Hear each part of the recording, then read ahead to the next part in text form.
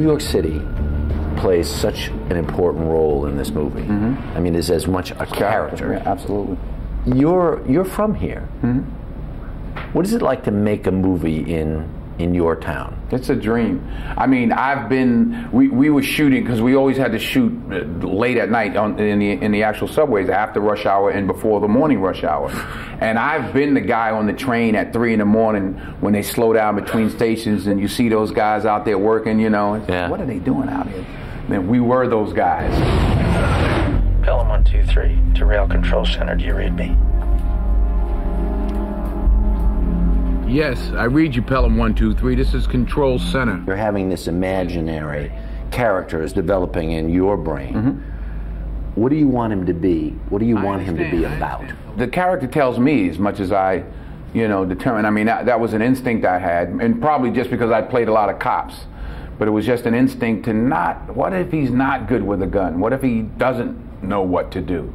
He just happens to be the guy on the phone, the day that Travolta's character calls. Yeah. And the writer ran with that, and it's an interesting twist that Travolta's character, Ryder, it's me, man, befriends the guy. He says, I want to talk to that guy. I like that guy. Yeah.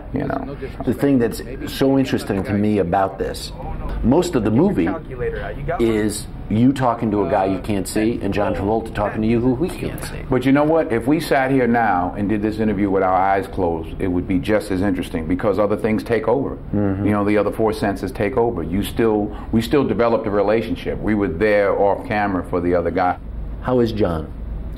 John, I haven't talked to now for a good 3 weeks or so, and we talked for a long time, couple of hours, and we laugh in 1 minute and cry in the next.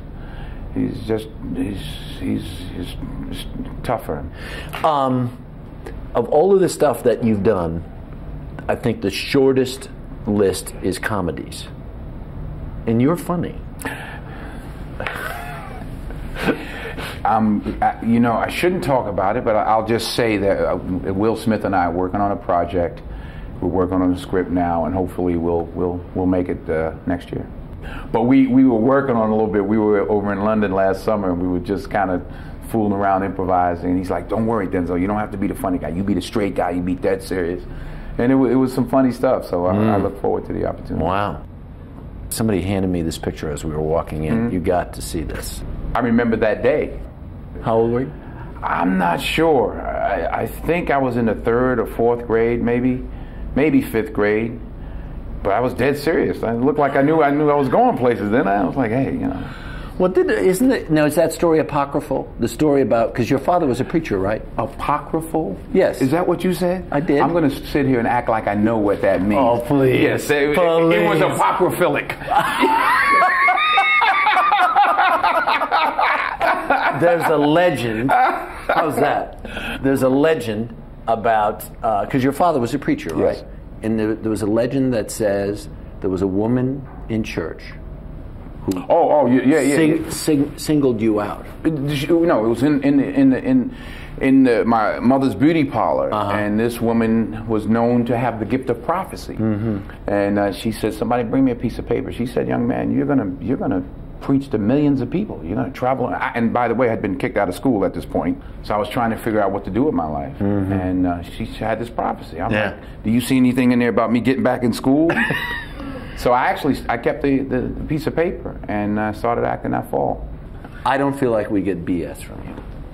Maybe this. Maybe it's you respect your audience, and it's clear that you respect yourself. I don't take myself too seriously, but listen, they spend a lot of money making these movies. People don't have a lot of money to go to them, so I try to do the best job I can. I don't take it lightly. I mean, I try to work hard. There you go.